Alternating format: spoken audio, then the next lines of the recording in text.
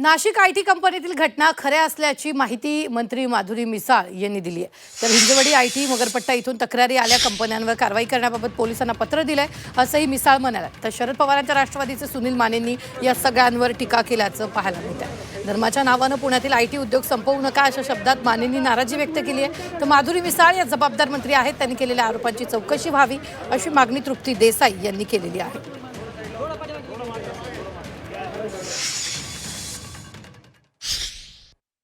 नाशिकमध्ये TCSच्या संदर्भामध्ये जो कॉर्पोरेट जिहादचा प्रकार उघडकीस आला आणि त्याचा तपास चालू आहे आणि तपास करताना आपल्या सर्वांना हे माहिती आहे की त्याच्यामध्ये ज्या बाबी येत आहेत त्या पुढे येत आहेत त्या खऱ्या आहेत। त्यामुळे त्याच प्रकरणावर जेव्हा TCSचं प्रकरण सुरू झालं त्याच वेळेस माझ्याकडे या संदर्भातल्या खूप साऱ्या तक्रारी दाखल झाल्या।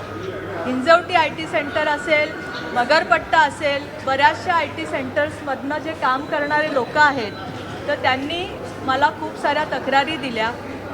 बऱ्याच ठिकाणी जे मी आता उल्लेख करू शकत नाही पण बऱ्याच ठिकाणी एक प्रेयर रूम किंवा रेस्टरूम जे असेल त्याचा उपयोग एका विशिष्ट धर्माच्या धार्मिक विधीसाठी केला जातो। अनेक कंपन्यांमध्ये पोलिसांना आता जावं लागतंय आणि कुठं धर्म परिवर्तन, धार्मिक कार्यक्रम नाही ना याचा शोध घ्यावा लागतोय।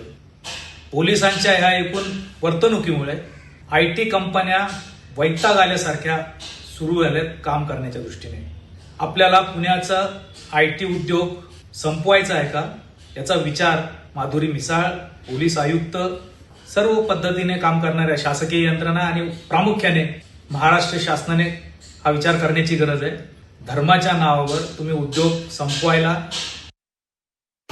मंत्री माधुरी मिसाळ या पुण्यातील आहेत, एक जबाबदार मंत्री आहेत आणि एका मल्टीनॅशनल कंपनीमध्ये त्यांच्या रेस्ट रूम मध्ये विशिष्ट धर्मासाठी विधी केले जातात, त्यावेळेला इतर कर्मचाऱ्यांना सुद्धा तिथं प्रवेश नाकारला जातो अशी एक तक्रार त्यांनी पुण्याच्या कमिशनरकडे केलेली आहे। आणि म्हणूनच मला वाटतंय की त्या एक जबाबदार मंत्री या नात्याने काहीतरी पुरावे आल्याशिवाय असे आरोप करणार नाहीत। त्यामुळे त्यांनी जे काही आरोप केलेले आहेत त्याची सखोल चौकशी होणं हे खूप गरजेचं आहे।